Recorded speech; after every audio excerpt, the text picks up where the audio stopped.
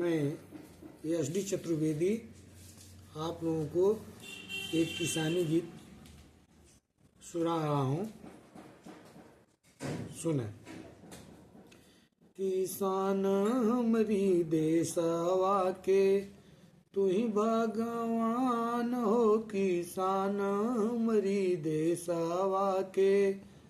तू ही भगवान हो, किसान हमरी देशवा के तोहरे ही दिहल सब अन्न वस्त्र पावे रामा, तोहरे ही दिहल सब अन्न वस्त्र पावे रामा, तोहरे पसीनावा से बनला मकान हो, किसान हमरी देशवा के तू ही भगवान हो, किसान हमरी देशवा के गर्मी में तो कप बरखा में भीजनी तो, गर्मी में तो कप बरखा में भीजनी तो, जड़वा में ठिठुरेला तोहर उपरान हो, किसान हमरी देशवा के तू ही भगवान हो, किसान हमरी देशवा के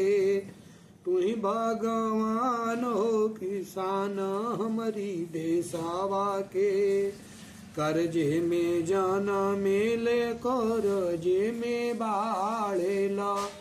कर्जे में जनमेला कर्जे में बाढ़ेला, कर्जे में निकसेला तोहरो परान हो, किसान हमरी देशवा के तू ही भगवान हो, किसान हमरी देशवा के खाए के रोटी नाही, पहिरे के टोपी नाही, खाए के रोटी नाही, पहिरे के टोपी नाही,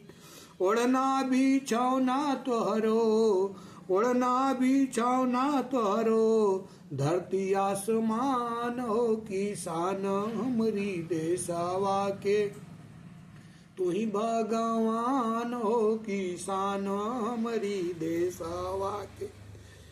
जब वोट आवे लोग तोहें भरमावे, जब वोट आवे लोग तोहें भरमावे, जब वोट आवे लोग तोहें भरमावे, जय जयकार बोले कई के भगवान हो, किसान हमरी देशवा के तू ही भगवान हो, किसान हमरी देशवा के तू ही भगवान हो, किसान हमरे देशवा के तोहरे ही खातिर सब योजना चलावत बानी, तोहते ही खातिर सब योजना चलावत जाली, तोहरे ही खातिर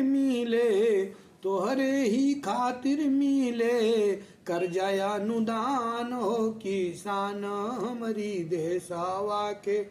तू ही भगवान हो, किसान हमरी देशवा के तोहरे ही खातिर सब योजना चलावल जाली, तोहरे ही खातिर सब योजना चलावल जाली, तोहरे ही खातिर मिले कर्जा अनुदान हो, किसान हमरी देशवा के तू ही भगवान हो, किसान हमरी देशवा के तोहरे ही खातिर जोगी जी भाव बढ़ाई दिहली, तोहरे ही खातिर जोगी जी भाव बढ़ाई दिहली, पैसा तुहके मिली खूब पैसा तक मिली खूब हो जा खुशहाल हो किसान हमरी देशवा के तू ही भगवान हो किसान हमरी देशवा के तू ही भगवान हो किसान हमरी देशवा के अब हूँ से चेत कर सज्जन के साथ धर अब हूँ से चेत कर सज्जन के साथ धर एसडी पढ़ी लिखी एसडी पढ़ी लिखी हो जैसा ज्ञान हो किसान हमारी देशवा के तू ही भगवान हो किसान हमारी देशवा के तू ही भगवान हो किसान हमारी देशवा के तू ही भगवान हो किसान हमारी देशवा